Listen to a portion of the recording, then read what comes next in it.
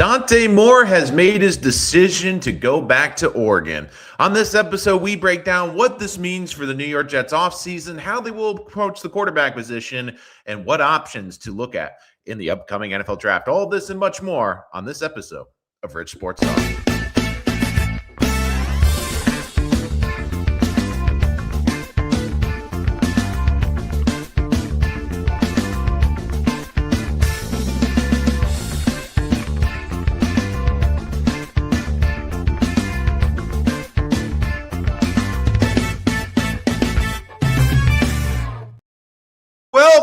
Welcome into another episode of Rich Sports Talk, your home for all the latest and greatest on the New York Jets and, of course, the NFL Draft. If you are new to the channel, hit that like and subscribe button so you miss any of our latest videos. If you want to take us on the go, we are available wherever podcasts are available, so you can always take us on the go with Rich Sports Talk. Again, make sure to like that comment section, super chat to jump to the front of the line, or if you just want to make a donation to the channel. So Dante Moore made a decision on ESPN today. You know, a little bit odd that it seemed to bring back memories of LeBron James. But Dante Moore has decided to go back to Oregon.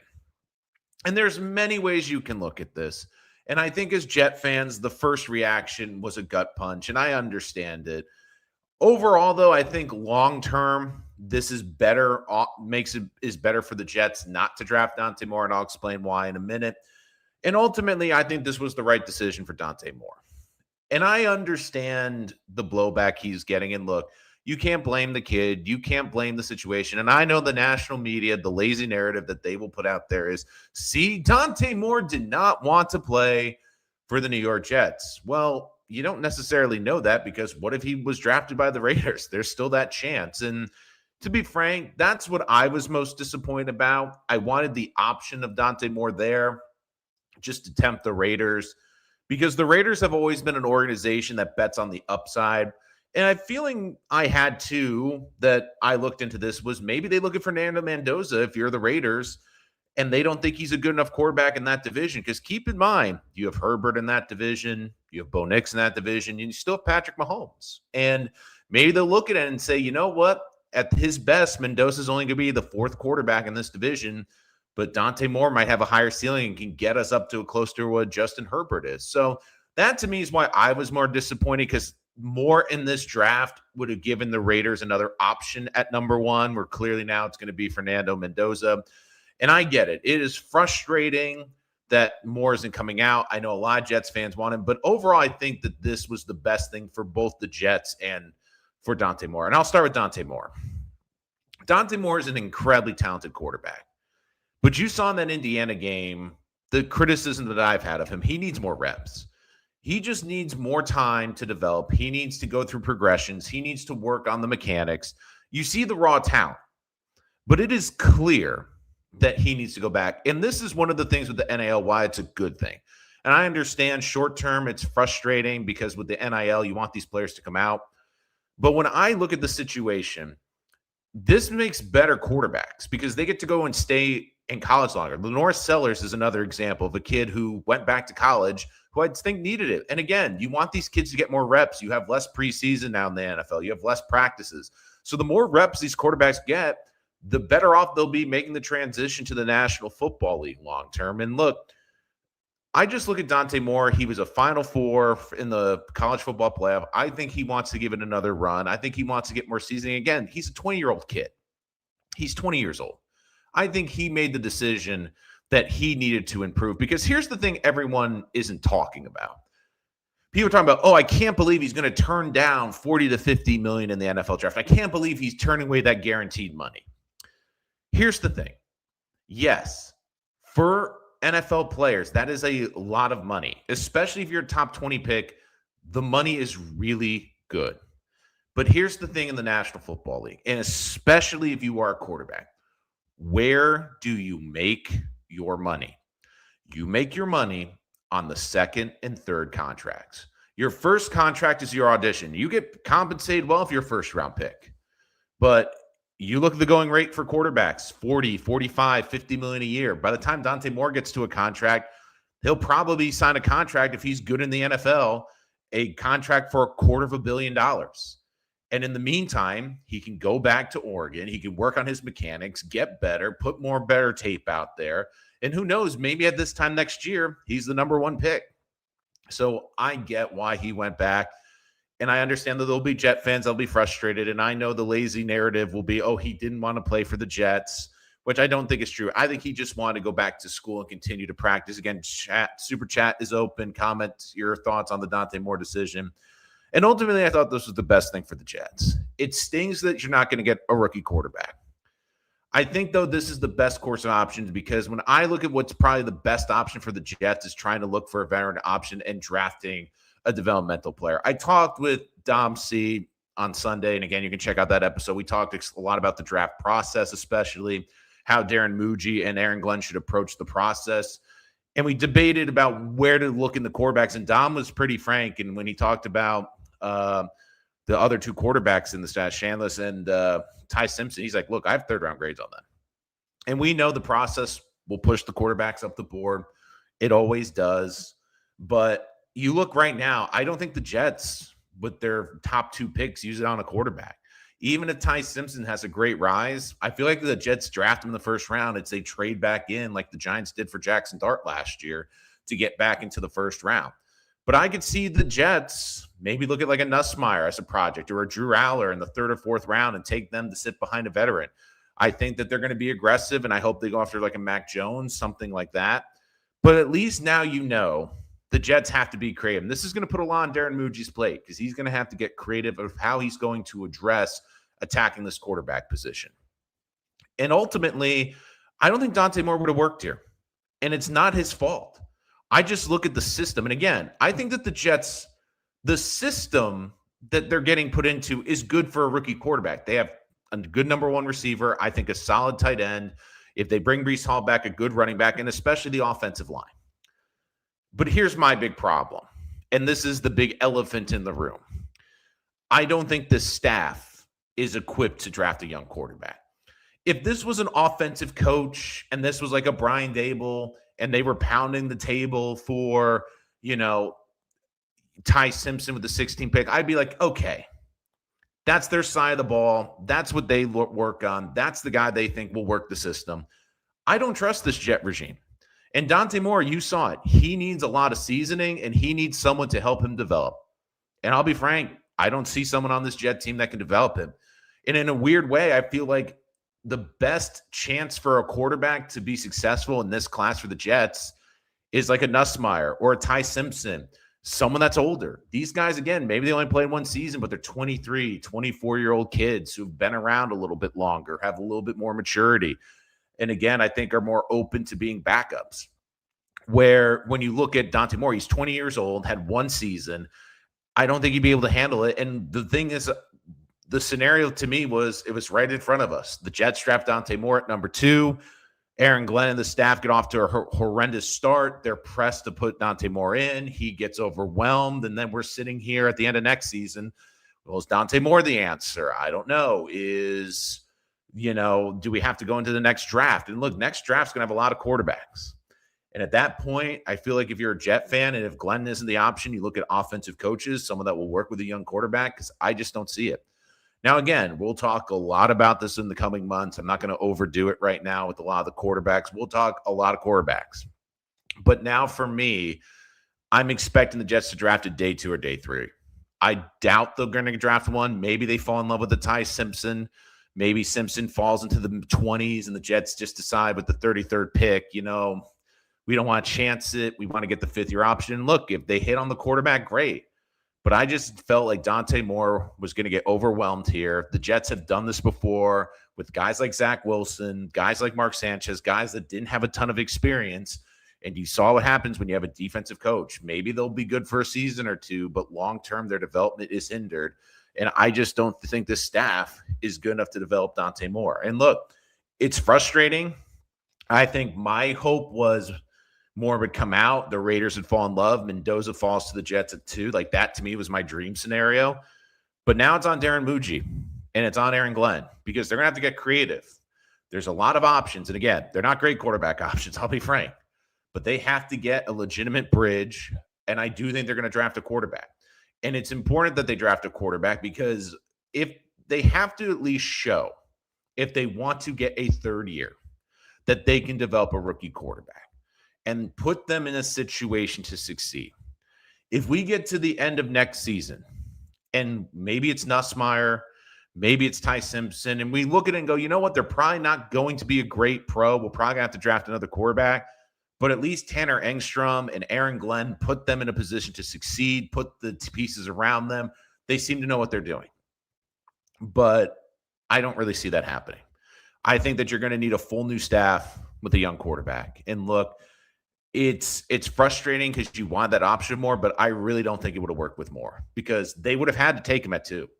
You can't pass on Dante Moore, or God forbid you trade it out of 2 and Dante Moore goes to a great offensive coach and Dante Moore's lighting it up somewhere.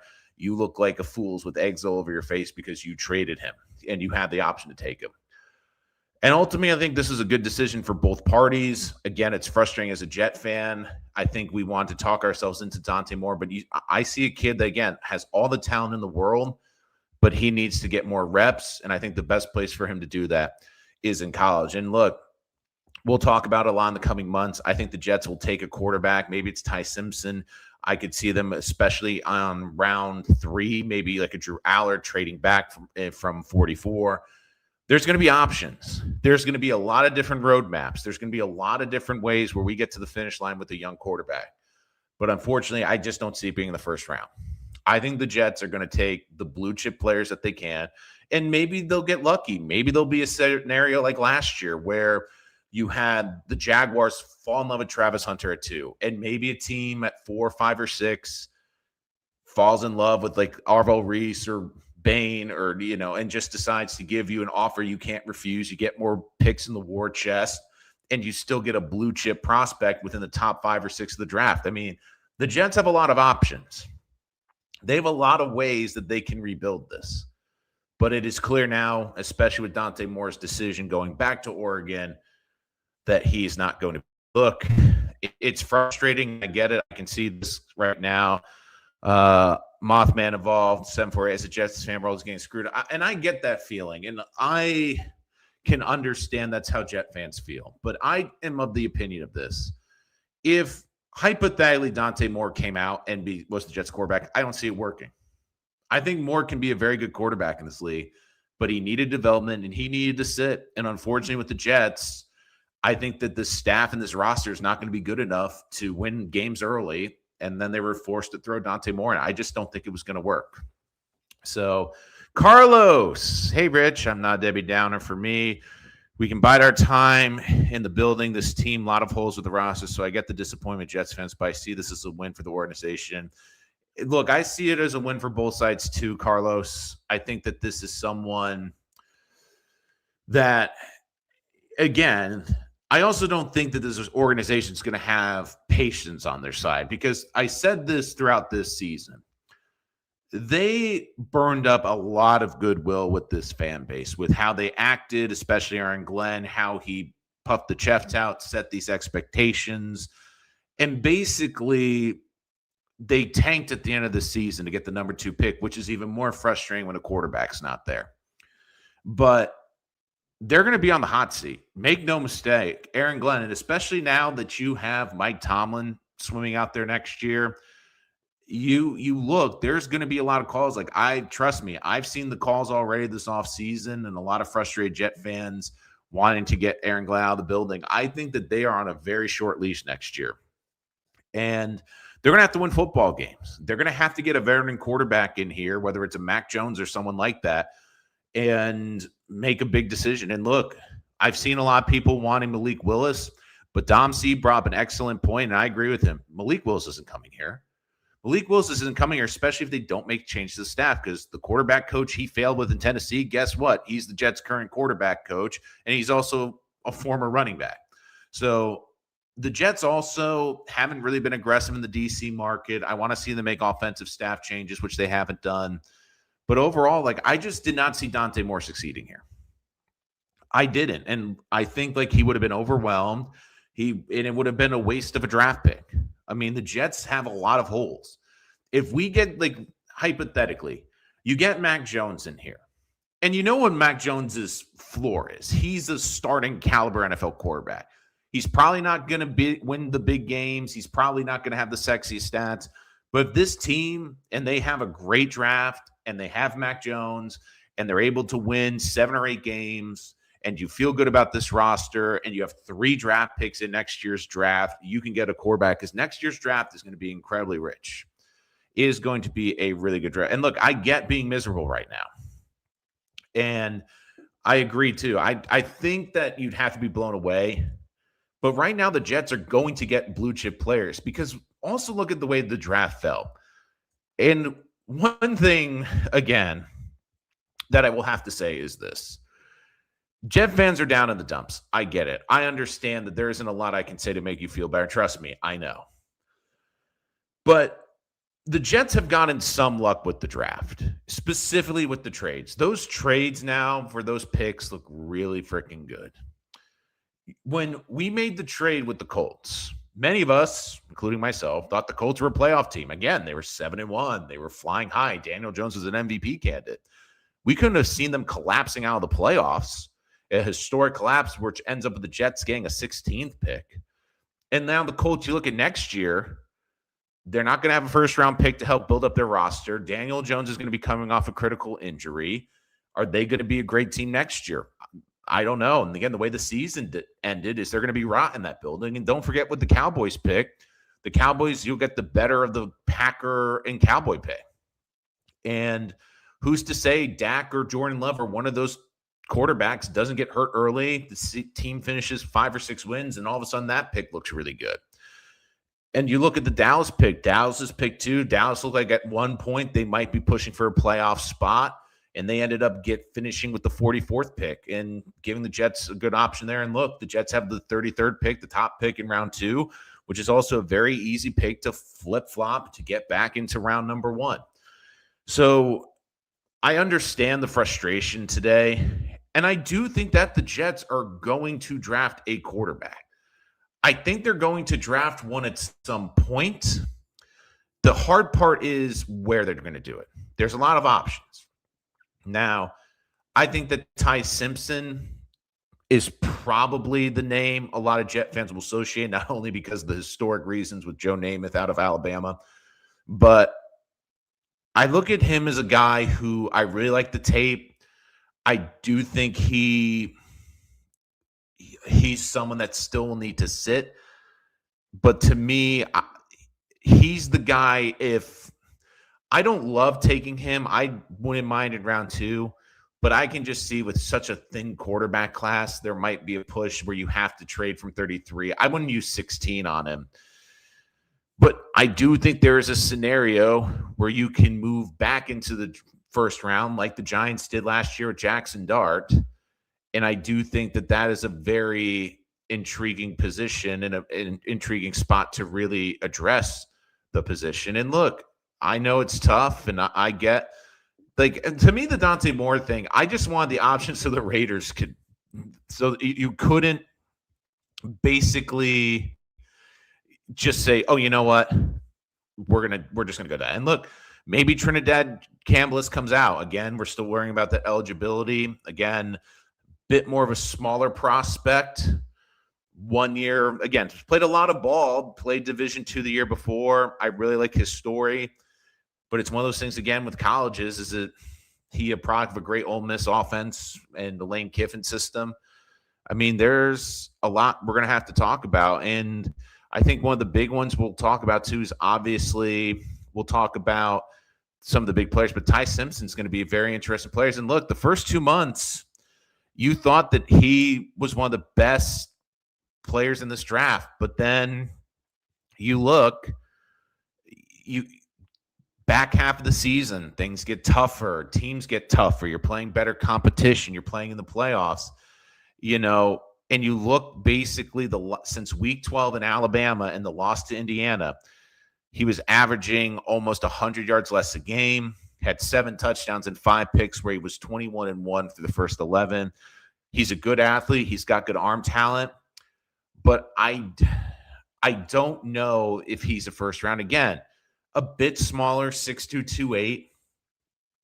I think If the Jets took him with 33, I'd still say that would be a bit high, but I could understand it.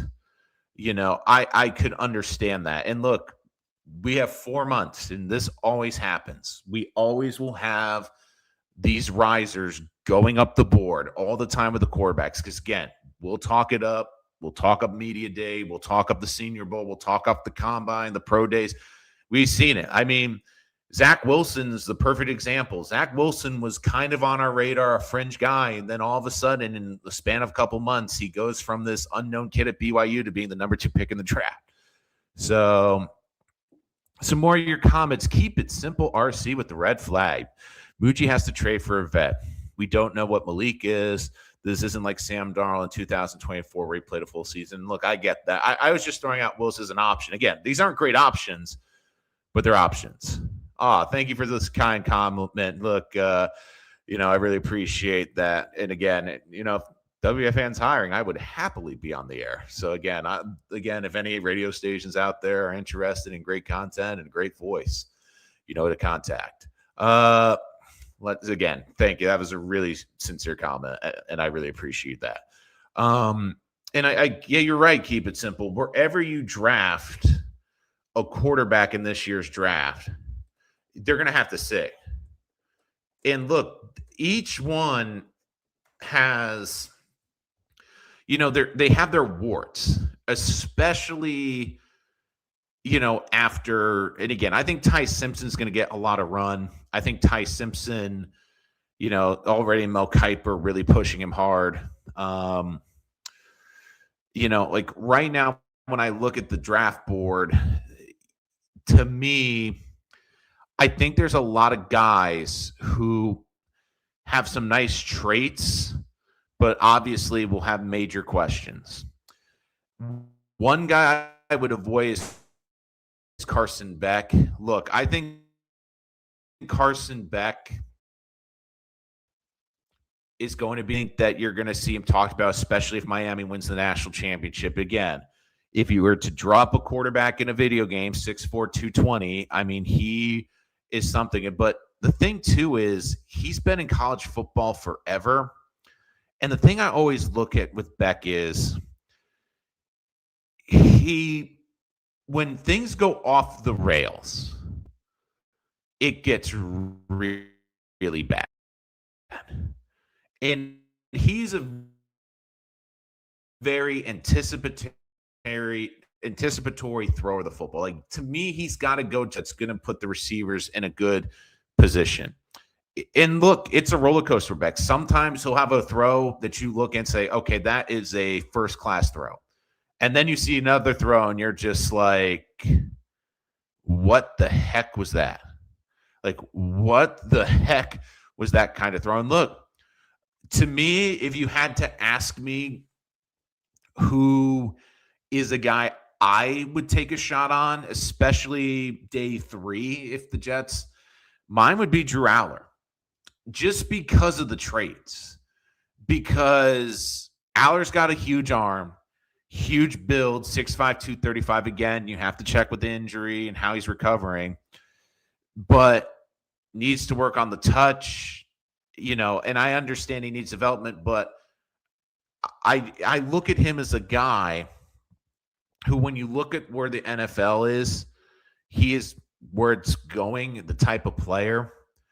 And, I think the tape's going to look amazing for him. But again, I just look at all the tools he can bring. That, to me, is someone that also, again, he's coming off an injury, so I don't think the pressure to push him will be there. I mean, Nussmeier is going to be a name that's talked about. And again, with Nussmeier, the thing that's going to come up with him is going to be the injuries, which concern me. And the thing, too, you look at, too, is his best year was 2024. And 2025, is it more on the coaching? Was it the injuries? Like, there's a lot of questions about him that I'm not really sure. And I don't think there's a quarterback. I really don't think there's any quarterback number 2. I'll make a case. I don't think there's a quarterback at 16. I think you're not going to see the Jets go for a quarterback until pick 33 or trading back into the first round. That's just how I see it. Yeah, I'm curious too because again, Miami's got really good defense. Miami's got a really good defense. Couple guys I like: Chambliss, Baron Moore, and Drew Aller, Diego Pavia. So I'll talk about two of them. I really like Chambliss. I also like how he's made the adjustment going from Division 2 to Division 1. I like the athletic ability. Again, a bit smaller than I would like, but I do think the playoff really has helped him. I'm going to go back and review the film, a little bit more of him during the regular season. But again, I think especially if he tests well and if he comes out, I do think he will be a big name. I'm not a big fan of Diego Pavia. And the reason is I think he is really tiny. And when I look at, thicker build, which is good, I just look at Diego Pavia and look, I know he's done incredible things. I think he's had an incredible college career. But when you saw him listed, he's like listed 5'9", 5'10", and then you look at the pictures and you see how he is a full head below everyone. And the other thing, too, is the way he went to social media, I think would irk some people. And the thing right now with the Jets is the Jets have been enough of a circus for the last 15 years. I think Aaron Glenn might like the fiery nature, but I don't know if that's the right type of fit. I think it will be fascinating to see where Pavia goes. For me right now, I just don't see him being a great fit with the Jets. And I know he'll be talked about. I know he'll be, but again, you're talking about a guy who was going on social media and, especially was not happy about the way the Heisman went. And I just look at that as, well, what happens if he's not playing or the Jets don't have a great game or something happens in a game and his first thing is to go to social media or, call out a coach or call out a play? Like, it's different in the NFL, but especially in New York and especially with the Jets, with where they are and how this team needs to make a turnaround. I like the fire he plays with. But it also seems like, too, like this is someone like if Johnny Manziel did that at the Heisman, you could rationalize it a little bit because, look, he's like 19 or 20. Like Diego Pavia is older. He's in his 20s.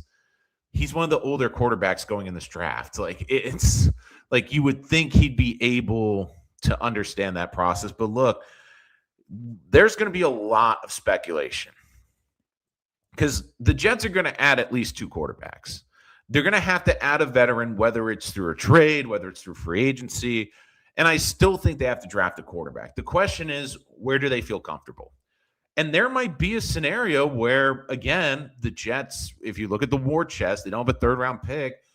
Maybe they trade into round 3 from round 4 to get the quarterback. Maybe they don't feel comfortable. Maybe they look at their board and say, we have a chance to get 4 top 30 players with our top 44 picks. And some of you are going to raise your hand about why 30. Well, because everyone's board's a little different. But there's a chance that the board falls the Jets' way. Maybe there's a run on defensive ends that opens the wide receiver at a point. Maybe there's a run on wide receivers and it opens up another position. Like the Jets have 4 premium picks. And maybe they're looking and saying, we like Ty Simpson a lot, but there isn't a huge gap for this position. For this team, look, McCarthy's not coming unless he's the head coach. Today as well, any defensive course. See, I would prefer someone with some experience. Jim Schwartz doesn't seem like he's leaving Cleveland. He would have been one. I like Harris with the Bears. I think Jim Leonard would be my favorite. And again, I think Leonard makes some sense because he also has the ties to Muji with the Broncos. An interesting name for the quarterback coach, I think, would be Brian Dable. I think he's did a really good job with Jackson Dart. And especially when you hear some of the stories where he would, have Jackson calls all plays and in practice and go over the diagnosis. Like, to me, he's someone I would look into. But to be honest with you, I just want a quarterback coach that wasn't a former running back. That's to me. Keep it simple. Do you think they need to focus on defense with those day one and day two picks? I think they have to be balanced. I think it should be two offensive, two defensive, maybe three defensive, one off. And again, depends on the board. The way I look at it too, I feel like they're going to draft. They can draft receiver again.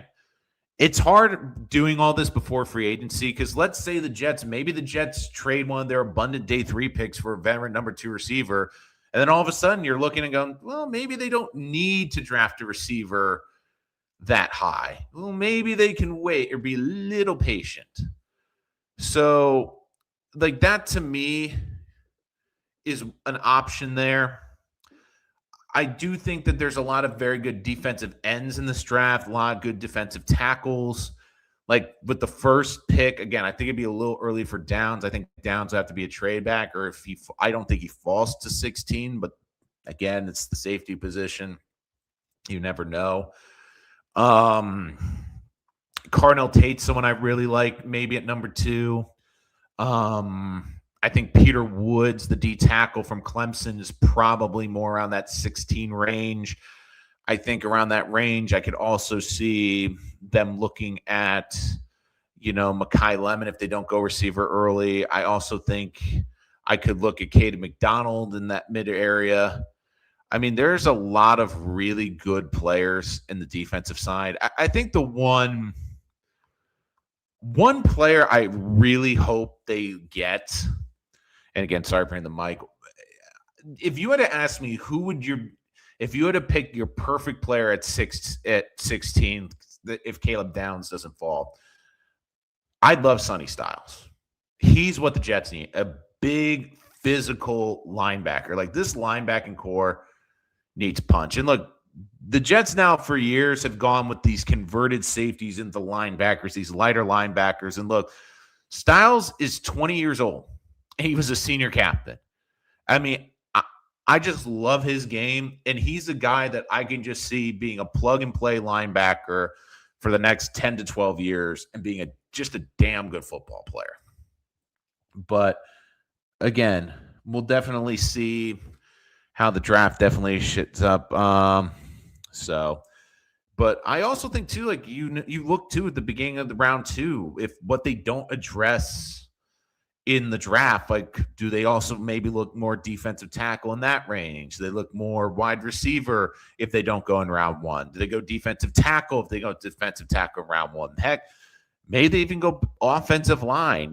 This team really wants to build through the trenches. I mean, I could see a world where they go that route. Like, I could also see him looking like a Dylan Diamond, who declared from Oregon, a really good safety. Like, could he be around 33 or 44? Like, the one good thing that broke well for the Jets is this. I look at this draft, and if you had to ask me outside of quarterback, what are the biggest needs on this football team? And I think all of you would agree. You would be going wide receiver on offense. You would be going defensive end, linebacker, safety, and then probably interior defensive tackle. I think we like Briggs, we like Phillips, but that's still a position that could improve. And if you were to ask me where the top 5 deepest positions in this draft, I would say it is wide receiver, edge, D tackle, linebacker, and secondary. I mean, I could also see the Jets draft a corner. I don't think a corner with one of the top 4 picks, but day 3, I could see them definitely drafting someone. But again, that's a really good question. As the guy was one done in the playoffs with Dallas, and we don't know how effective he can be as in this cycle. I think it is curious. And look, I like McCarthy. I've been high on McCarthy. I think it is interesting too. We have a lot of great veteran coaches out there.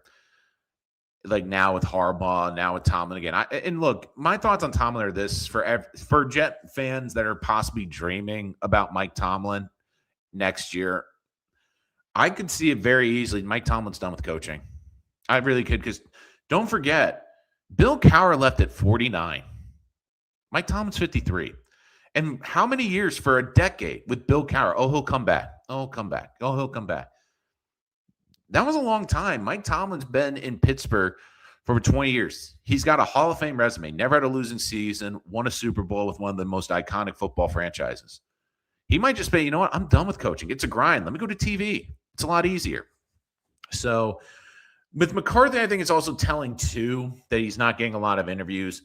The reason I like McCarthy, I think more than other people, is when I look at the Jets ownership, I think you have to be a coach that can work with, interesting ownership. And he did it with Jerry Jones in Dallas. I mean, he was able to get through that and was able to handle Jerry. And I feel like if you can handle that, you can handle any owner in the National Football League. So that might be a reason. I'll be honest, I'm surprised Mike McCarthy doesn't get more intrigue. I think he's done a great job with the quarterbacks.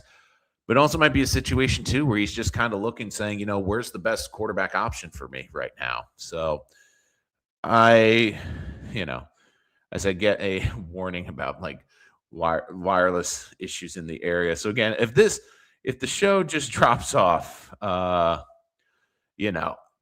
why. But look, I think long term, I'll finish with this. This is painful because, again, I know what the national media is going to do, and I saw it today, and I will hear it tomorrow. Oh, my God, I can't believe Dante Moore spurned the Jets and said, screw you to the Jets, and he's going back to school. I don't think that's the reason he's going back. I think the reason he's going back is he realizes, look, I need more work as a quarterback, and we have a chance to go win a national championship because, let's face it, Oregon ran into a buzzsaw with Indiana, who's one of the better teams we've seen in college football in years. You don't think they're looking at that squad and looking at that lineup and going, if we come back next year, we can win the whole thing. And I do think that's important to him. And look, to get paid millions of dollars to go play quarterback and continue to work on your skills.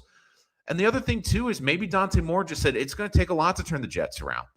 And I also think, too, it's probably the best thing for the Jets, because if the Jets had this new offensive coach or this new offensive coach, let's say it was a first-time offensive play caller and he was really excited and he really loved Dante Moore and felt he could make it work, then I'd be like, okay, I get it, but I don't trust this staff. I've been on the record. I looked at Justin Fields' handling this year, and I was alarmed because Justin Fields mightily regressed. And again, I understand he's a veteran quarterback, but he's still a young kid. And I always will look at this. And to me, I know I bring this up and I sound like a dead horse. And again, I know it's a hard knock life for Jet fans, and I do think Ruben Bain will be in discussion at number 2. Don't you worry, Drones. But I just get this feeling that Dante Moore was not going to work here because he wouldn't have the coaching, and he would have been thrown in before he was ready. He's someone that really needs to sit, and I just feel like he needed to get great coaching. And right now, I don't think the Jets have that. And it goes back to the Bronco game. That coaching staff looked at Justin Fields drowning out there. And instead of doing what was best for the team and probably what was best for Justin Fields at the time, they didn't just not give him a life rope. They basically kicked his head while he was drowning. And I just look at it basically like, what if with Dante Moore, they drafted him and he's going against the Patriots and he throws 3 or 4 interceptions, or he throws up 2 pick sixes in a game and a half, and he's just cooked. He just doesn't have it that day. Are you going to embarrass him and keep him out there? Are you going to let him get his confidence kicked in? So I just don't trust this coach. And again, I don't think many Jets fans trust this coaching staff. If I was to poll Jet fans, again, check out the polls on the community page. Many Jet fans are just saying, you know what? I kind of hope Aaron Glenn stinks. Maybe Muji's great, but I hope that either Muji gets to pick a coach or we get an option for a new head coach next year and go into 2027 with a great quarterback class and all these picks and hopefully fill out the roster in this draft. But I just look at this right now, and it's frustrating too because, again, the Jets try to tank. Great. They got the number 2 pick. There's not a quarterback to take. It reminds me of the Lawrence draft. You're looking at these quarterbacks, you're like, at least there were quarterbacks in that class that you could talk yourself into, where now it's like they're, it's just not good. And I look at Moore. He needs more seasoning. He needs to work on his mechanics. I don't see the Jets rescue him. And my final thing is this for quarterbacks. And I know people are going to say, I can't believe he's going to turn down 40 to 50 million. I can't believe he's not going to come out for that. NFL quarterbacks and NFL players, you want that first contract. But do you know where you make your money? It's the second and third contract. If you're really a great quarterback, you're going to get paid. And in 5 or 6 years, we're going to be talking about contracts. You're going to get $250 million, maybe more in your contract. So Dante Moore might look and say, yeah, I might be losing $50 million today, but if I bet on myself and get better and put myself in a better position to succeed in the NFL, and I succeed in the NFL, my second and third contracts are going to be life-altering. Again, first-round money is life-altering money, but it's that second and third contract that is incredibly important. And look, maybe they get a draft. Maybe they love Ty Simpson and they draft him at 16. I'm more of the opinion I'd wait till round 2 or round 3 or early day 3. That's just my opinion. But look, one thing we now know. We know the Jets are not taking a quarterback at 2. We'll talk about this offseason, how they get dressed. Do they trade out? What player do they get number 2? But now we have to look at where they're going to address the quarterback position. Number 1, they got to find a veteran, whether through trade or free agency, and we'll talk a lot about that. Right now, the Jets have to have a plan to, A, get a stopgap quarterback, and B, find someone to develop. And I just look at this draft. Maybe Ty Simpson somehow works his way into the back of the first round. I think he's more of a second, third round player. Chambliss, I can, depending on the draft process, again, this is going to be a long process. Like, these are going to be a long 4 months. And I just look at this quarterback draft. Right now, the Jets also, they have a lot of holes. Can they just be a better football team? Like, they just need to address so many needs on this team. But one thing is sure, they're not going to have Dante Moore. And I know it's frustrating. I know a lot of Jet fans are upset about that. But right now, at least, the Jets have a path. We don't know how they're going to go down this path, how they're going to address these needs, but they're going to have to get creative. And they're going to have a plan. And if this staff thinks that they can punt on this season and not draft a quarterback and not have a good quarterback plan and just fly by the seat of their pants and they get to pick their quarterback in 2027, I have news for you. If you have another disaster of a season, you're not going to be here for 2027. Thank you, everyone, for joining us on Rich Sports Talk. Make sure to hit that like and subscribe button so you don't miss any of our latest episodes. Also, hit that like and subscribe button because we have a lot of great Jets guest content creators coming on throughout this offseason.